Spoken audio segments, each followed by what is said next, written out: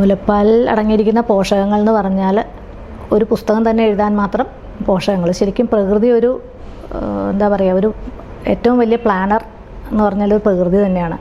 അപ്പോൾ ഓരോ മൃഗങ്ങൾക്കും സ്പെസിഫിക്കായിട്ട് അതിന് വേണ്ട കറക്റ്റ് അളവിൽ ഓരോ മൂലകങ്ങളും അടക്കിയാണ് ഓരോ ജീവിയുടെയും പാല് നിർമ്മിച്ചിട്ടുള്ളത്. അപ്പം നമ്മുടെ പാലെന്ന് പറഞ്ഞാൽ 100 ml മിൽക്കിൽ ഒരു 60 to 70 കാലറി നമുക്ക് കുഞ്ഞിന് പ്രദാനം ചെയ്യും. അത് ആ പാലിൽ കാർബോഹൈഡ്രേറ്റ് എന്ന് പറഞ്ഞാൽ ഷുഗർ എന്ന് പറഞ്ഞാൽ ലാക്ടോസാണ്. ലാക്ടോസ് എന്ന് പറയുമ്പോൾ ലാക്ടോസും ഉണ്ട്, കുറച്ച് അളവിൽ ഗാലക്ടോസും ഉണ്ട്. ലാക്ടോസ് എന്ന് പറയുമ്പോൾ അത് ഒത്തിരി കാൽഷ്യം അബ്സോർപ്ഷനൊക്കെ ഒത്തിരി ഗുണം ചെയ്യും. പിന്നെ വയറിനകത്തുള്ള നല്ല ബാക്ടീരിയ ഉണ്ട്, ലാക്ടോബാസിലസ്, അതൊക്കെ ഫോം ചെയ്യാനായിട്ട് ഒത്തിരി ഗുണം ചെയ്യുന്ന ഒരു ഷുഗറാണത്.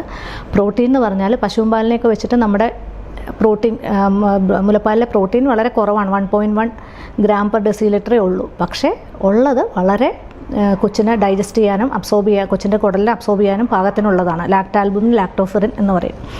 ലാക്ടാൽബുമിനും ലാക്ടോഗ്ലോബിലിനും എന്ന് പറയും. ഇത് രണ്ടും കുഞ്ഞിൻ്റെ ശരീരത്തിന് ഡൈജസ്റ്റ് ചെയ്യാൻ പറ്റിയ തരത്തിലുള്ള പ്രോട്ടീനുകളാണ്.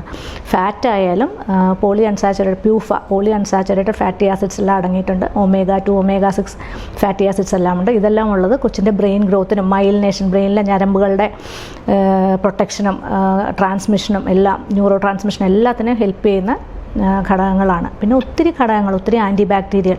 നമുക്ക് കൊളസ്ട്രോമിനെ പറ്റി നമുക്കറിയാം. കൊളസ്ട്രോമാണ് നമ്മുടെ ആദ്യത്തെ ഒരമ്മ പ്രസവിച്ച് ആദ്യം ഉണ്ടാകുന്ന പാലാണ് കൊളസ്ട്രം.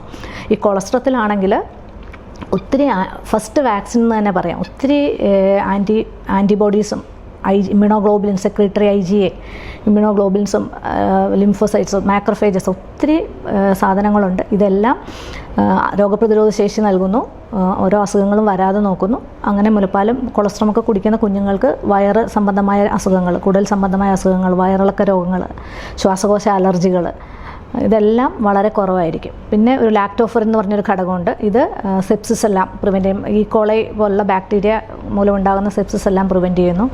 പിന്നെ ഒത്തിരി ഗ്രോത്ത് ഫാക്ടേഴ്സൊക്കെ ഉണ്ട്. പിന്നെ സിസ്റ്റീൻ, ടോറിൻ എന്ന് പറഞ്ഞാൽ അത് മുലപ്പാലിൽ മാത്രമുള്ള ഘടകങ്ങളാണ്. സിസ്റ്റീൻ, ടോറിനൊന്നും നമുക്കൊരു ഫോർമുല ഫീഡ്സിൽ കിട്ടില്ല. ഇതൊക്കെ കൊച്ചിൻ്റെ ബ്രെയിൻ ഗ്രോത്തിനും ഒക്കെ സഹായിക്കുന്ന സാധനങ്ങളാണ്.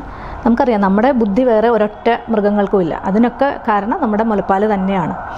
പിന്നെ ഈവൻ ലിംഫോമ പോലുള്ള ക്യാൻസറുകളും കുഞ്ഞുങ്ങളിൽ വരാതെ നോക്കുന്നുണ്ട്.